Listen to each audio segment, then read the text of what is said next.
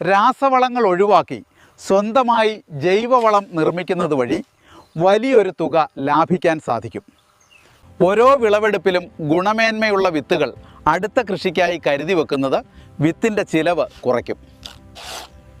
ഇടനിലക്കാരെ ഒഴിവാക്കി ഉൽപ്പന്നങ്ങൾ നേരിട്ട് വിൽക്കുന്നത് വഴി കർഷകർക്ക് മികച്ച ലാഭം ഉറപ്പാക്കാം.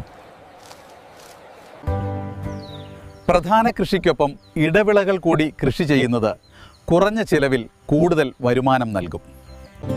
സർക്കാർ നൽകുന്ന സബ്സിഡികളെയും ഇൻഷുറൻസ് പദ്ധതികളെയും കുറിച്ച് അറിഞ്ഞിരിക്കുന്നത് വലിയ സഹായമാകും. മണ്ണ് പരിശോധന നടത്തി കൃത്യമായ വളം മാത്രം നൽകുന്നത് വഴി അനാവശ്യ വളപ്രയോഗം ഒഴിവാക്കാം. സോളാർ പമ്പുകൾ ഉപയോഗിക്കുന്നത് വഴി കൃഷിയിടത്തിലെ കറന്റ് ചാർജ് പൂർണ്ണമായും ഒഴിവാക്കാം. വില കൂടിയ യന്ത്രങ്ങൾ സ്വന്തമായി വാങ്ങാതെ അയൽ കർഷകരുമായി ചേർന്ന് വാടകയ്ക്കെടുക്കുന്നത് ലാഭകരമാണ്.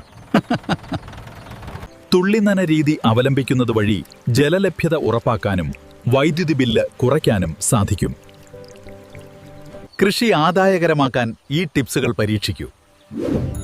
കൂടുതൽ അറിവുകൾക്കായി ഈ ചാനൽ സബ്സ്ക്രൈബ് ചെയ്യൂ.